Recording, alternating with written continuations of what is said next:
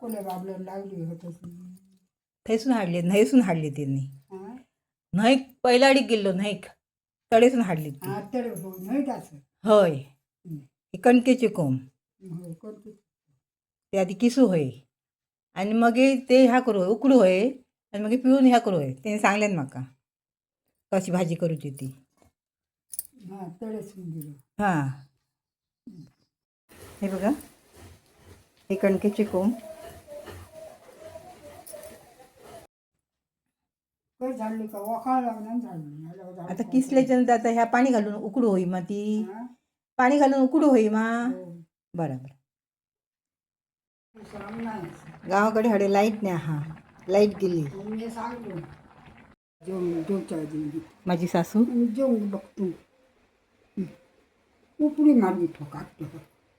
घसत उकडी वाग नाही गे हे काय कानो भाजता हा हां कानो भाजता हा हे मा खोबरं भाजते मा शिरा पडते आता तुमचा जी हे खोबरं भाजून आता मिक्सरमध्ये बारीक वाटून घेतलेलं आहे हे बघा कढईमध्ये तेल घालायचे पहिल्यांदा आणि त्याच्यामध्ये कांदा फोडणीला घालायचे आता हे कणकेचे कोंब आहेत ना हे किसून उकडून आता ते पिळून ठेवलेले आहेत हे लसूण किसलेली आहे आता हा कांदा भाजला ना की त्याच्यामध्ये आपण लसूण किसलेलं घालायचं लालसर होईपर्यंत परतून घ्यायचा हे बघा हे लसूण आता किसून घातलेलं आहे ते पण आता कांद्याबरोबर व्यवस्थित लालसर होईपर्यंत परतून घ्यायचं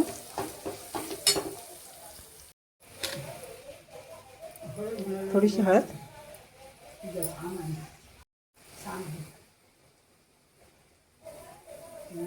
आणि थोडासा मसाला कारण मिक्सरमध्ये आधी घातलेला आहे आता आपल्याला हे किसलेले हे कोंब आहेत ना कणकेचे ते तेलामध्ये व्यवस्थित परतून घ्यायचे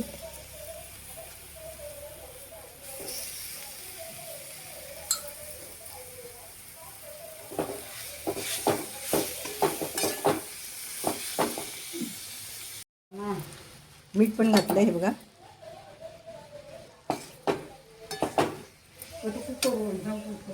हे कोंब मी आता परतून घेतलेले आहेत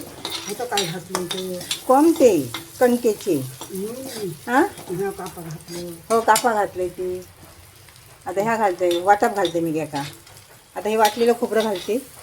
पडते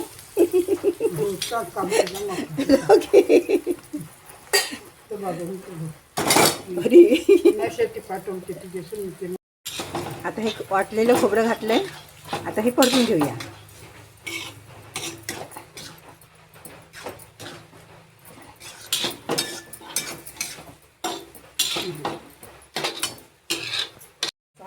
बरोबर आहे